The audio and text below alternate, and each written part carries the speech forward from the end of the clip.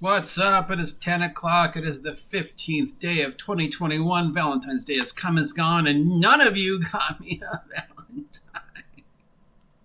That's okay, because I still am your grumpy guide to all things gaming, the OG GM, and because none of you got me a present, I'm even more grumpy.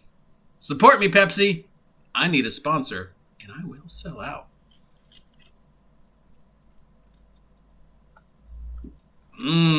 Soda-y. All right, it's time for the news. What's going on in the gaming news? There is a rumor that the Robotech franchise rights have now gone to the people who control Savage Worlds, and that Pinnacle Entertainment will now be doing the long-delayed, long-awaited Robotech role-playing game. There has been several attempts to make a Robotech Macross Saga role-playing game since Palladium somehow lost the rights. At least two other companies have at least gone to the playtest level, because I have a playtest copy of both versions, but never saw print. Instead, we now have rumors of Pinnacle having it, and it being done in Savage Worlds. I don't know, Robotech might work great in Savage World. Savage World is such a weird system, as I've said, that, it could work. All right, other news. The Dungeons & Dragons movie, which is out there somewhere in the future, maybe, has more names attached to it. Maybe. So, we now know that Michelle Rodriguez, and Justice Smith, I don't know who he is. He played Franklin Webb in Jurassic World Fallen Kingdom in the upcoming Jurassic World Dominion, and Tim Goodwin in Pokemon Detective Pikachu. Now, there are claims across social media that the plot of the Dungeons & Dragons movie is going to be very Jumanji-esque and follow the plot similar to the Dungeons & Dragons animated series. I don't know if that's a good idea or a bad idea, unless they're making it a trilogy. But, Michelle Rodriguez is usually awesome, though. She's, whatever. And we just know that Chris Pine is still attached to it, and the writers are still John Francis Daly, and the director is still Jonathan Goldman, and that's really all much we know about it, and all this is conjecture, so who knows if any of this is actually true.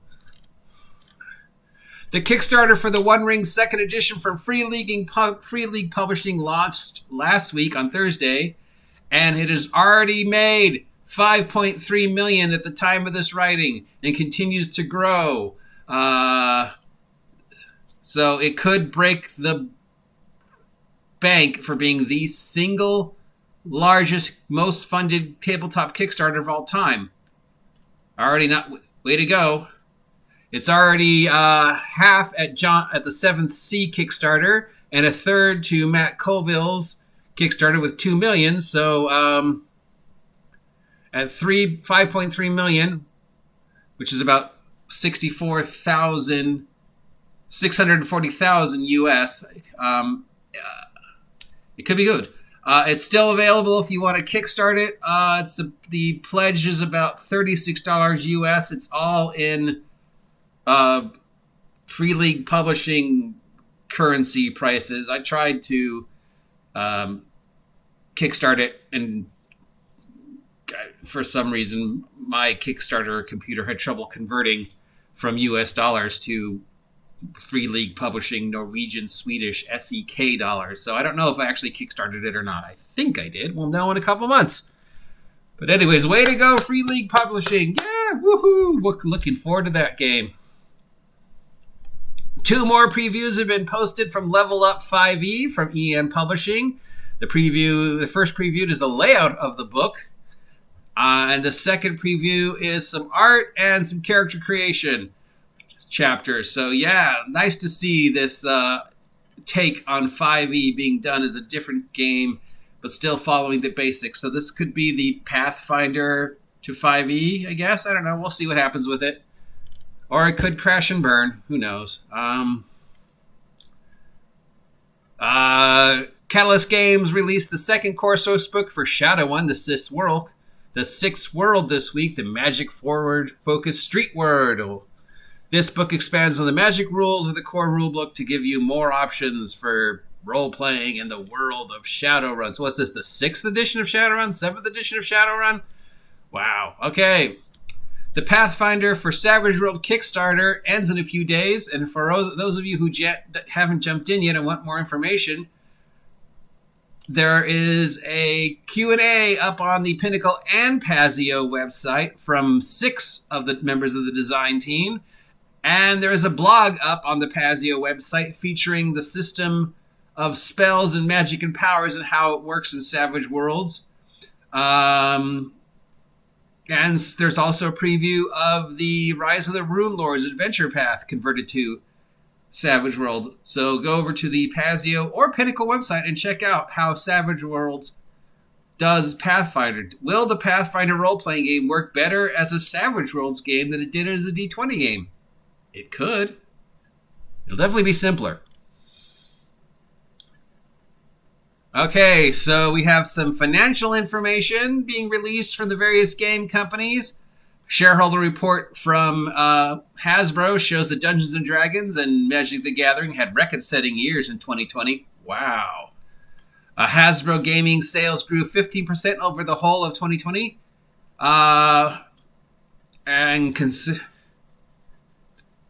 And this is one of the biggest years for D&D. What a shock. And yet, you know what's more of a shock is the number 2 selling role-playing game in 2020 was Call of Cthulhu. So, yeah, Wizards, suck it.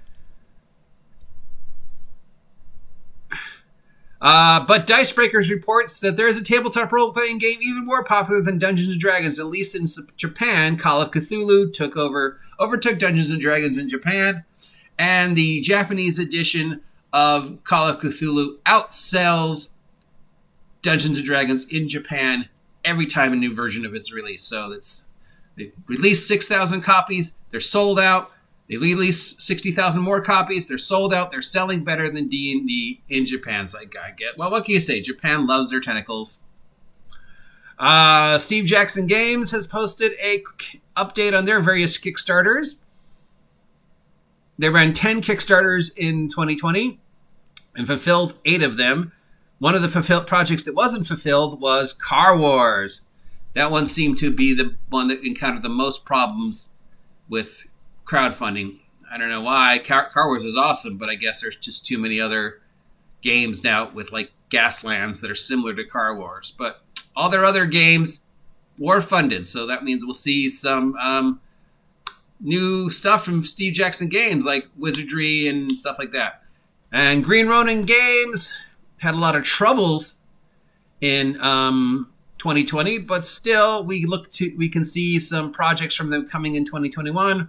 Mutants and Masterminds, Age, Blue Rose, and a game based upon N.K. Genesis Broken Earth trilogy and the 5th season RPG. Not much going on with Freeport, but it is nice to see this stuff's going on with Mutant Masterminds and Age. And this week in Humble Bumble, there's a 5th edition Dungeon Extravagant bundle with tons of 5th edition first party, second party, and third party dungeons. The bundle benefits the Navy Marine Corps reliefs. There is also a bundle featuring several board games, including Terraforming Mars, Pandemic, A Game of Thrones, Ticket to Ride, and more. This bundle benefits the St. Jude Children's Research Hospital, so PDFs of board games are always interesting. And there's another collection of novels from the Black Library up. So that will be novels set in Warhammer and Warhammer 40k worlds. This bundle benefits the Every Library Institute. And there's another Humble Bumble up from Werewolf the Apocalypse and a visual novel set in the World of Darkness along with 11 other games from the World of Darkness people. And that's everything that's going on in the Humble Bundle, or Humble Bumble as I call it. I should copyright that. Chris Dunsworthy has a new and Brian St. Clair King have a new role-playing game coming out called End Times. Legendary artist Larry Aramore is doing some work for a project called The Women of Dragonlance. Yeah, so that should probably come out with the Dragonlance re-release. That's about it. Anything else going on in the world other than the rumors about Robotech being converted to Savage Worlds? We did already talk about the Gale Force 9 WOTC lawsuit. No new news upon that. We don't know how they came to agreement or what it was that Wizards of the Coast did to earn them a restraining order from Gale Force 9. Now, I could understand a single individual getting a restraining order. Hey, Steve threatened me. I want a restraining order. But an entire company getting a restraining order from another entire company, I don't even understand it. The closest I could think of was a restraining order saying you can't put your product within 50 feet of our product. I guess? Or you can't have a booth within 50 feet of our booth if we're both working at the same convention. Maybe? I mean, maybe I need to understand how restraining orders work better than I think they do, because, obviously my entire understanding of restraining orders, like most people, is based on television. But usually it's for an individual, not an entire company. Nobody in Wizards of the Coast could come near Gale Force 9. The entire company had a restraining order placed against the other entire company. I don't know how that works.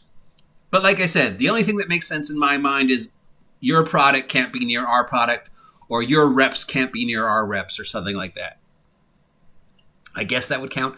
I don't know. You tell me. Let me know what you think of this week's news. If any of that sounds interesting to you, what you want to talk about going forward in the months of February and March. Remember, subscribe. Help me hit 500 subs by August 4th. And I'll shave this off. At least that's one of the crazy things I'll do. Until then, stay healthy, stay safe. And remember, it's 50% off Valentine's Day Candy Day. So go get yourself some candy and then enjoy it. I'll talk to you later.